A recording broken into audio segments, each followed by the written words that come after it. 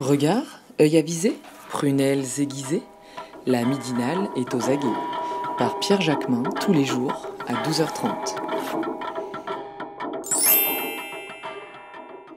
Bonjour Antonio Fonseca. Bonjour. Merci d'avoir accepté notre invitation. Vous êtes membre de la direction fédérale collégiale de la FSGT, c'est la Fédération sportive et gymnique du travail.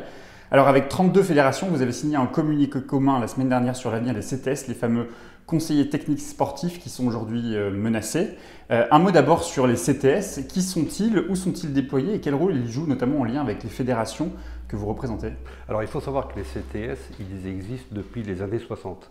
C'est Maurice Herzog, qui à l'époque était haut commissaire à la jeunesse et sport, qui, avec le soutien de Charles de Gaulle, suite aux mauvais résultats de l'équipe olympique aux Jeux du Japon, de Tokyo, a décidé de lancer un programme de rénovation, notamment de la préparation olympique de l'équipe de France, et donc les CTS viennent suite à ça. Alors aujourd'hui, les CTS, il y en a 1600, ils jouent un double rôle. Alors pour les fédérations olympiques, ils jouent avant tout un rôle sur le haut niveau, préparation des équipes olympiques, etc. Chez nous, c'est-à-dire les associations, les fédérations de culture sportive multisport, ils jouent un rôle dans la formation, ils jouent un rôle la dans formation des cadres, des sportifs, ils jouent un rôle notamment dans la structuration territoriale, en aidant certains comités à mieux se structurer, à développer des activités qui ne sont pas implantées sur le territoire.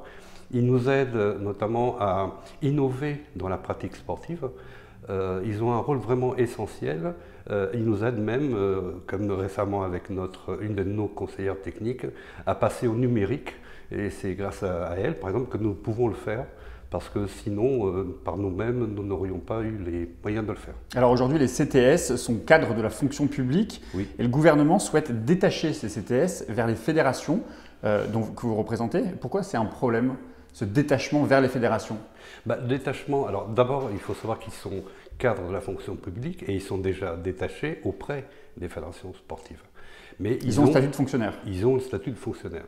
L'idée du gouvernement, qui n'est pas nouvelle, c'est de les transférer vers les fédérations, mais en même temps, on se désengagement de leur formation et on se désengageant de, leur continuité, dans leur continuité. Par exemple, actuellement, le gouvernement dit on va passer les fonctionnaires de façon volontaire jusqu'en 2025 et ensuite le résiduel, ils appellent ça un résiduel, ce sera d'office. Mais la question qui se pose pour nous, c'est l'avenir de leur mission, l'avenir notamment de leur statut et l'avenir aussi des fédérations. Quand vous dites l'avenir de leur mission, ça veut dire qu'en fonction des fédérations, ils pourraient se voir attribuer des missions totalement différentes tout à fait différentes. Et en plus, ils auraient un encadrement, un travail complètement différent. Il y aurait un manque de cohérence évident. C'est-à-dire que comment on peut envisager une politique sportive cohérente en France si en même temps on éclate les missions, on éclate les fonctions et en plus on privatise quelque part le service public du sport. Parce que c'est ça qui est le fond du problème. Dans le communiqué, vous dites que le détachement progressif des GTS vers les fédérations risque d'accentuer encore plus les inégalités.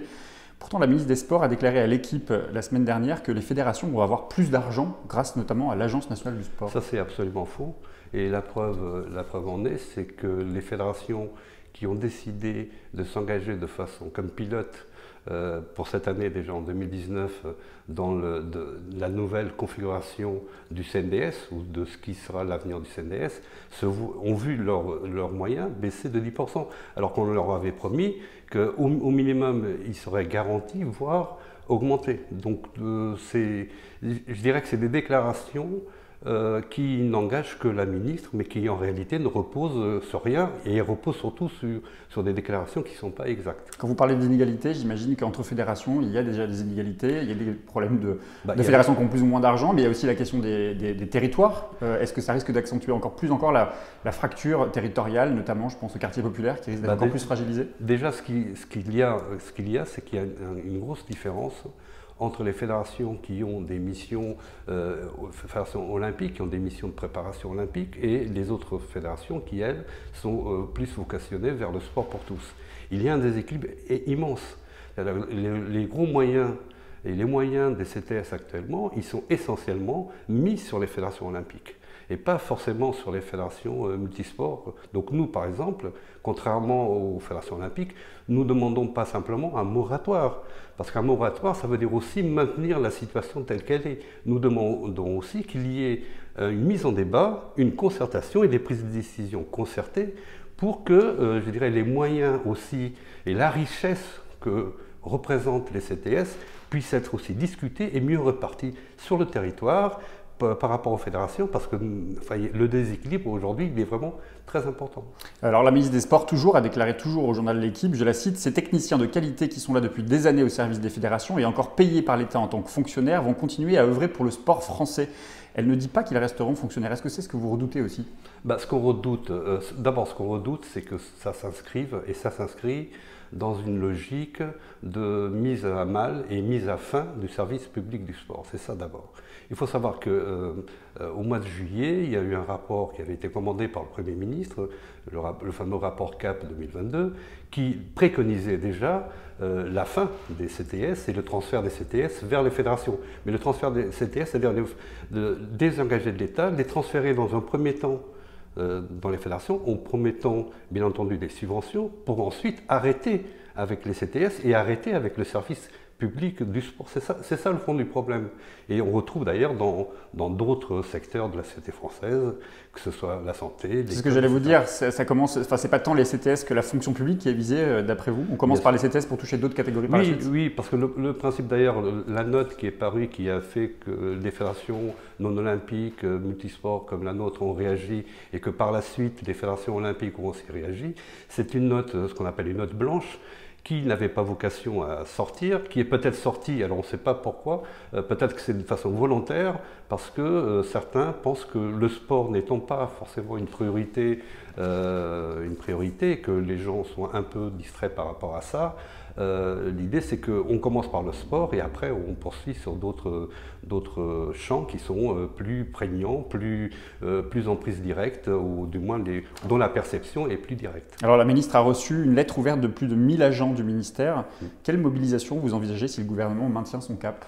Alors il y a eu le communiqué que nous avons fait avec 30... Qui est signé par plus d'une quarantaine de fédérations. Donc il y a eu d'abord le communiqué des fédérations non olympiques, ensuite le communiqué des fédérations olympiques. Nous avons fait, parce que nous avons Emmanuel Boneolatch qui est au CA du CNESF, nous avons tenté de faire en sorte que le CNESF se prononce là-dessus. Pour l'instant, il y a un silence du CNESF qui est... Le CNESF, c'est le Comité national olympique et sportif français, qui pour l'instant ne dit pas grand-chose là-dessus.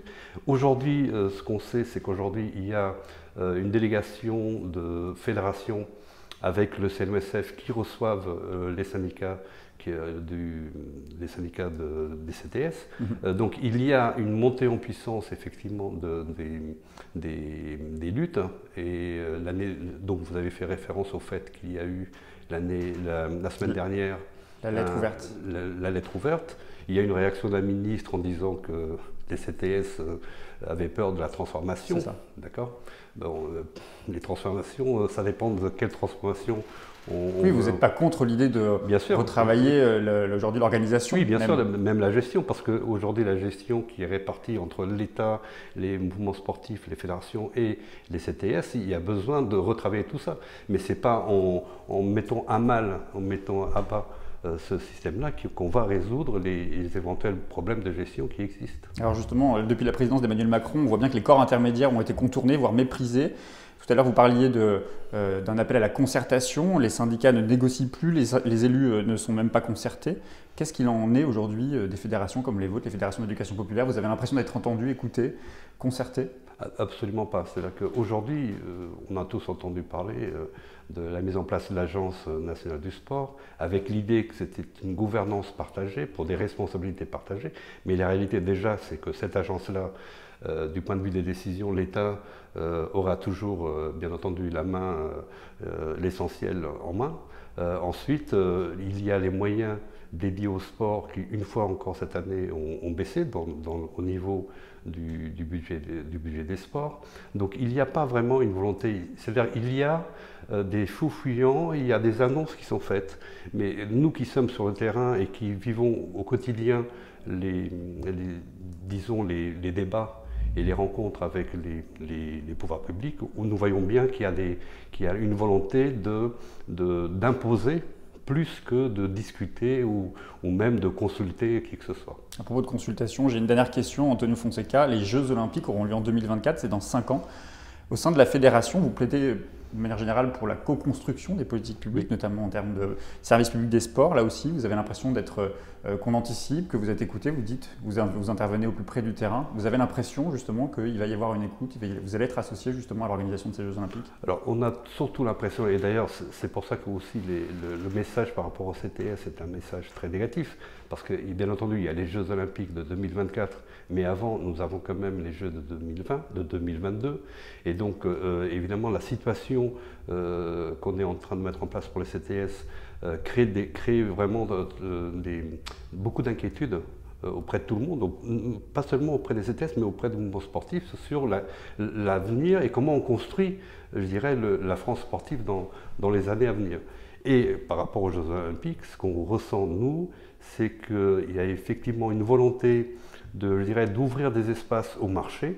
C'est-à-dire le marché du sport ne s'est jamais aussi bien porté qu'aujourd'hui. On voit bien qu'il y a plein d'acteurs privés qui s'y mettent et qu'ils sont très attendus et très entendus par le gouvernement, mais qu'en réalité, tout ce qui concerne le mouvement sportif, au-delà des affirmations de principe, au-delà des déclarations des ministres ou d'autres personnages, il n'y a pas des choses réelles. Et nous, par exemple, FSGT, nous sommes très peu consultés et entendus sur ces questions, et pourtant on essaie de s'exprimer et de porter loin notre voix, mais qui aujourd'hui n'est pas forcément entendue par les pouvoirs publics. Finalement, la politique, la vision politique du sport de la ministre actuelle, c'est quoi? Je pense que d'abord... C'est le marché, comme vous le disiez. C'est le marché. Je pense qu'elle ne s'attendait pas forcément à être ministre, parce que le départ de la précédente a été un peu précipité. Le fait d'être ministre, c'est déjà pas mal. Alors, il y a un temps d'apprentissage peut-être. Ce qui est certain, par exemple, c'est que pour revenir au CTS, l'annonce par rapport au CTS, elle s'est faite quelques jours après qu'elle soit arrivée. Donc ça montre bien qu'elle a été mise aussi face à un fait accompli et qu'aujourd'hui elle tente de gérer au mieux la question. Mais à mon avis, elle n'ira pas très loin.